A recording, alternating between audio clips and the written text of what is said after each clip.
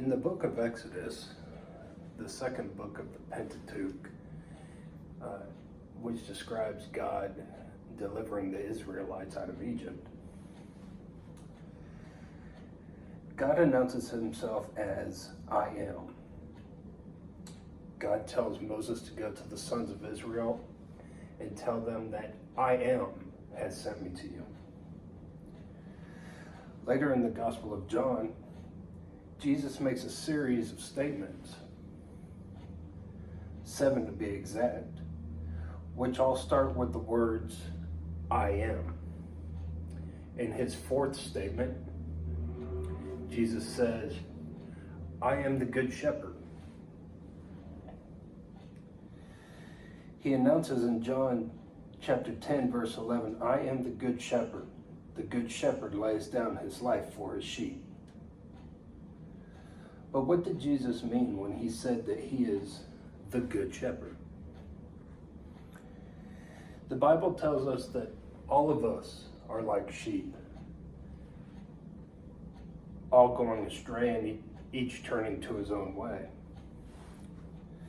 But the good shepherd is the one who leaves the herd to chase down the one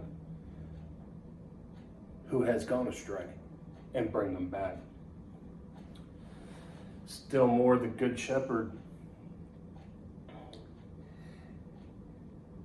is the one who provides for our every need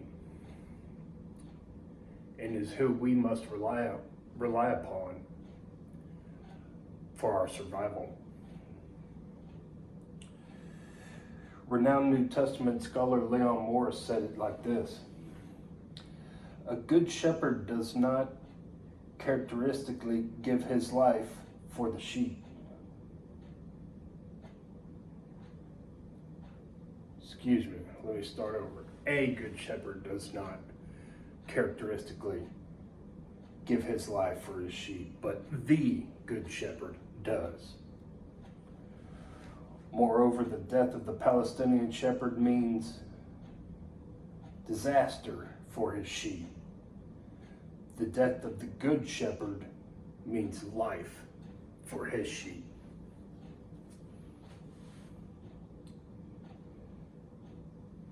David, the man after God's own heart, knew what it meant to be a shepherd.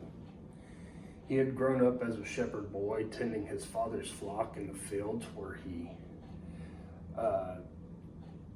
lived and slept amongst them. Similarly, Jesus was the good shepherd who tended his father's flock. When we turn to Psalm 23, we see the picture of the good shepherd as David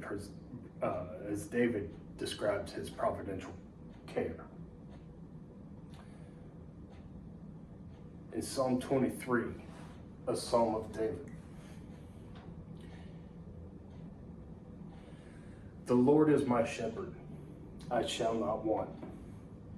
He makes me lie down in green pastures. He leads me beside quiet waters. He restores my soul. He guides me in the paths of righteousness for his name's sake. Even though I walk through the valley of the shadow of death, I fear no evil, for you are with me. Your rod and your staff, they comfort me.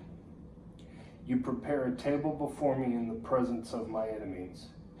You have anointed my head with oil. My cup overflows. Surely goodness and loving kindness will follow me all the days of my life, and I will dwell in the house of the Lord forever. God bless the reading and the hearing of his word. Turn back, if you would, to verse 1. And let's take a look at that for just a moment. In verse 1, we find that the Good Shepherd provides for our personal provision. When we have the Good Shepherd in our lives, we have no need for anything else.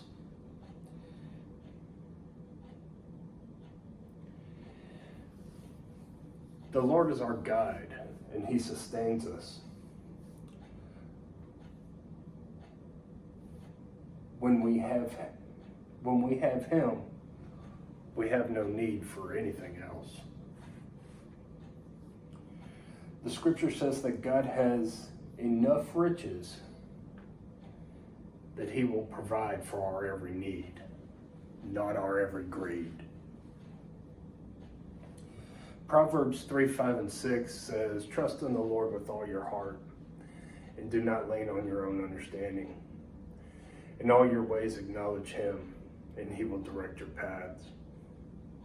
Not only does he provide material sustenance, but he also provides direction in our lives. Much needed direction, as we, like sheep, always tend to go astray. And without his guidance, there's no telling where we'll end up.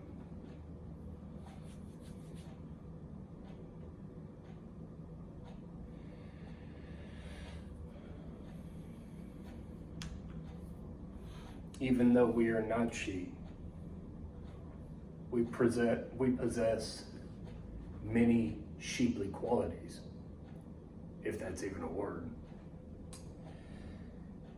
And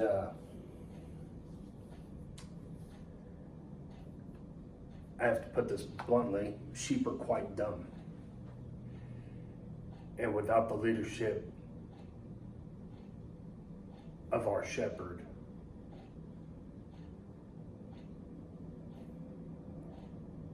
we become easy prey for the enemy.